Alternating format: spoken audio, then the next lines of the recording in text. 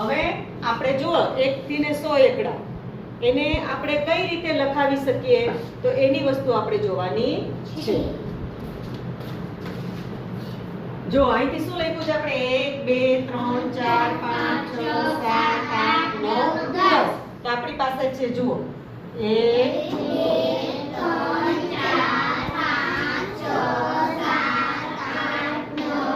અને 10 બરાબર. હવે બીજી લાઈન શરૂ થાય એટલે 10 માં 1 નાખો એટલે 11. 10 ને 1 11, 10 ને 2 10 ને 3 તો હવે આ જે 10 થયા ને 10 બરાબર, આ જે 10 થયા ઈ 10 માં આ 10 ની આપણે એક રિંગ બનાવી દીધી. આ રિંગ બનાવી એટલે આપણે આને મૂકી દીધું. હવે 10 છે એમાં હું 1 નાખું. કેટલા થઈ ગયા બોલો? 10 ને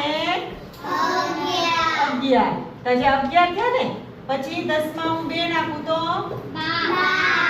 12. 10 ને 2 12. 10 ને 3 બરાબર. હવે આ જે થયું એવી રીતે આપણે જોઈએ છીએ અહીંયા જો 10 ને 4 14, 10 ને 5 15. આવી રીતે 10 ને 10 20 થઈ ગયા. હવે આ જે 20 થયા હવે 20 માં ફરી પાછા તમે 1 નાખો એટલે 20 ને 1 21, 20 ને 2 22. અહીંયા જે 20 થયા તો અહીંયા કેટલી રિંગ બની જાય? 2 રિંગ થઈ જાય ને.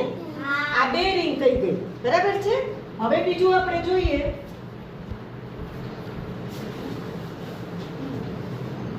તો દાખલા તરીકે આપણે અહીંયા લખ્યા 25. તો 25 માટે હવે આપણને ખબર પડે કે આ બાજુનું છે એને શું કહીશું આપણે? અને આ બાજુ દશક. હવે એકમ એટલે ઈ છૂટા થાય. કેટલા થાય? છૂટા. અને આ દશકની લેવાની. એટલે હવે આપણે આ જે લેવું છે તો કેવી રીતે લઈશું? ચાલો એક દશક કેટલા લઈશું? 2. તો એક રિંગ 2 રિંગ એટલે 10 અને 20. 20 માં કેટલા નાખશું છૂટા? 5. 21 22 થઈ ગયું.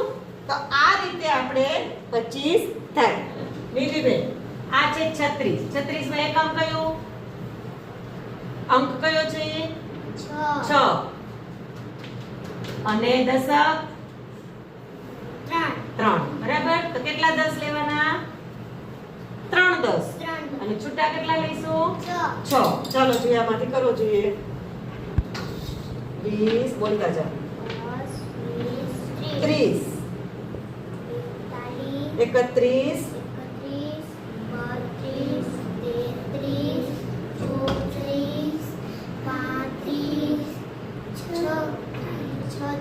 સરસ.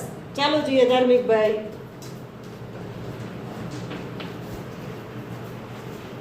મને બનાવીને બતાવો જોઈએ. આમાં એકમ કયો છે? બગડો. અને દશક? હાલો તો કેટલા દશક લઈશું? 4. લ્યો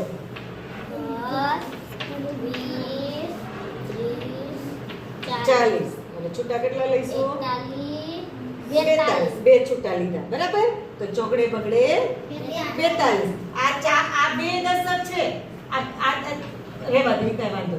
આ જે 4 દશક છે એટલે કેટલા ગણાય? 40. આ 2 દશક છે તો કેટલા ગણાય? 20. આ 3 દશક છે તો કેટલા ગણાય? 30. સમજાય છે?